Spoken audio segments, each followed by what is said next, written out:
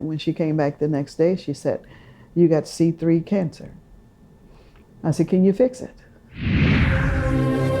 The 15th of July, I was off, and I had lunch. Of this year? Of this year. I had lunch, and I didn't feel good, so I said, well, I'm going to lay down. So I went to the bedroom, and I turned the TV on, and I laid down. I woke up. My stomach was 3 times as big as it was.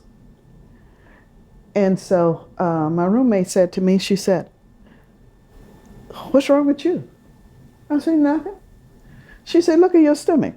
And so she said, "Your stomach is bigger than it was." I said, "Well, I don't know." She said, "Well, I think we should go into emergency." I said, "Okay." So we went into the region hospital, and they said, "We have to do some tests." They said, "Your fluid is coming outside of your cavity." I said, "How could that be?" They said, "We don't know."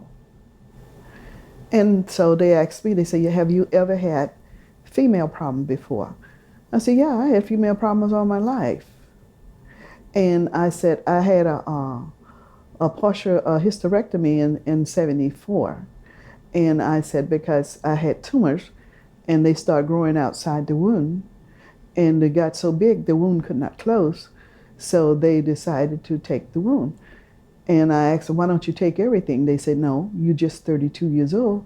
We can't do that." And she told me, she said, "We're going to test you for cancer." I said, "Okay." She said, "You ever had cancer?" I said, "No." She said, "Okay." She said, "We're going to check you." I said, "But they did tell me with the cysts I had before, if I didn't get them taken out, chances are if they fold back, I would." And I said, I didn't take the chance, so I had them removed.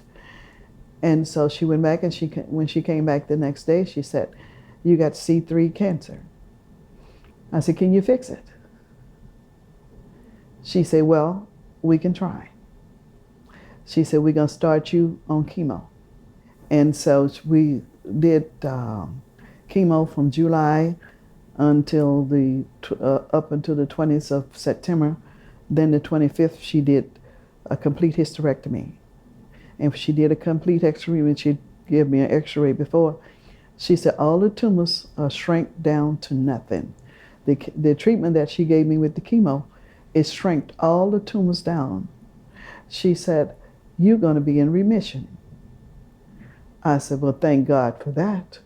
And thank you too." I said, "Thank God for giving you the knowledge to get rid of the cancer." She said, "But now wait a minute." She said, "Let me explain to you." She said, "We still going to have to take chemo after I do the surgery."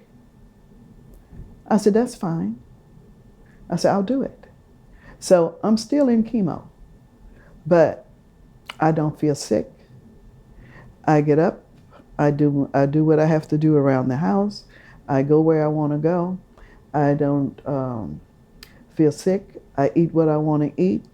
I don't get nausea or anything. Well, anybody that I can help, to check themselves and that they don't get cancer like I got, or they catch it in an early stage, I wish the best for them. Because, like I said, mine was caught by the grace of God. It wasn't caught because I had no symptoms.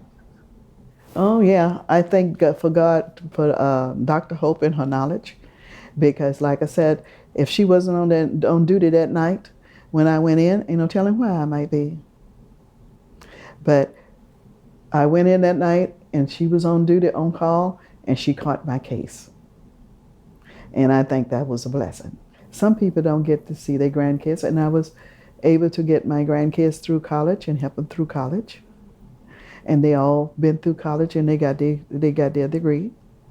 And then now, like I said, I was blessed to see my great-grandkids. And some people are not blessed to see that. So I really think I was blessed.